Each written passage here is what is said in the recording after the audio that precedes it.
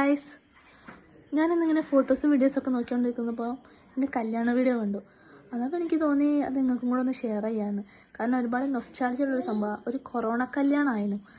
അപ്പോൾ അത് കാണുമ്പോൾ ചിലപ്പോൾ നമുക്ക് കൊറോണ കാലം, ലോക്ക്ഡൗൺ, അതൊക്കെ എനിക്ക് പെട്ടെന്ന് അതൊക്കെയാണ് ഓർമ്മ വന്നത്. അപ്പോൾ നമുക്ക് കല്യാണ വീഡിയോ ഒന്ന് കണ്ടോക്കിയാലോ.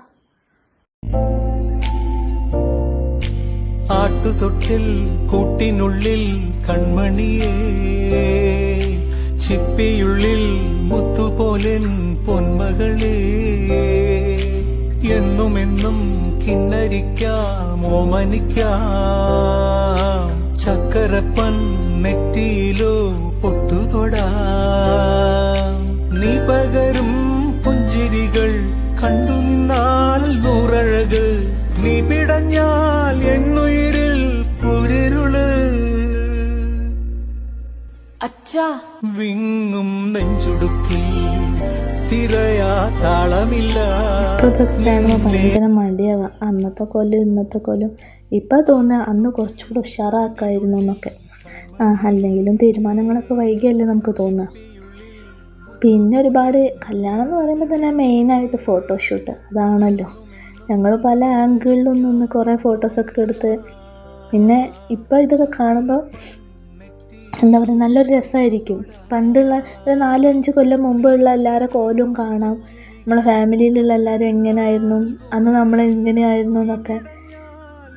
അതാണല്ലോ മെയിനായിട്ട് ഈ കല്യാണ വീടിൻ്റെ. അപ്പൂസൊക്കെ ഇപ്പോൾ ഒരുപാട് വലുതായിപ്പോയി. ഇപ്പോൾ 10ാം ക്ലാസ്സിലോ +1 ഒക്കെയാണ്. റിച്ചൂട്ടനൊക്കെ വലുതായി.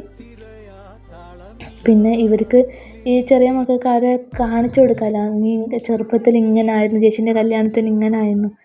പിന്നെ എൻ്റെ അതിഭയാനകരമായ ഒരുപാട് പോസിങ്ങുകളൊക്കെ ഉണ്ടായിരുന്നു. ഇതൊക്കെ എന്നെക്കൊണ്ട് മാത്രമേ സാധിക്കൂ. പക്ഷേ പിന്നെ മുഖം നിറച്ച് പുട്ടിയാണ്.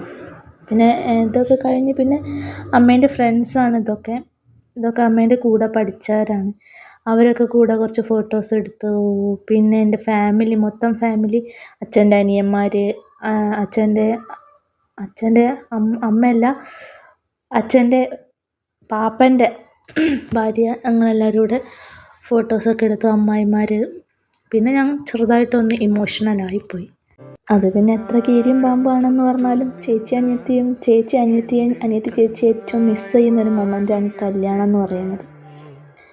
പിന്നെ ഞങ്ങളതൊന്ന് അക്സെപ്റ്റ് ചെയ്തു, കുറച്ച് സമയം എടുത്താലും. പിന്നെ ഇപ്പം എപ്പോൾ വേണേലും വരാൻ പോവാം.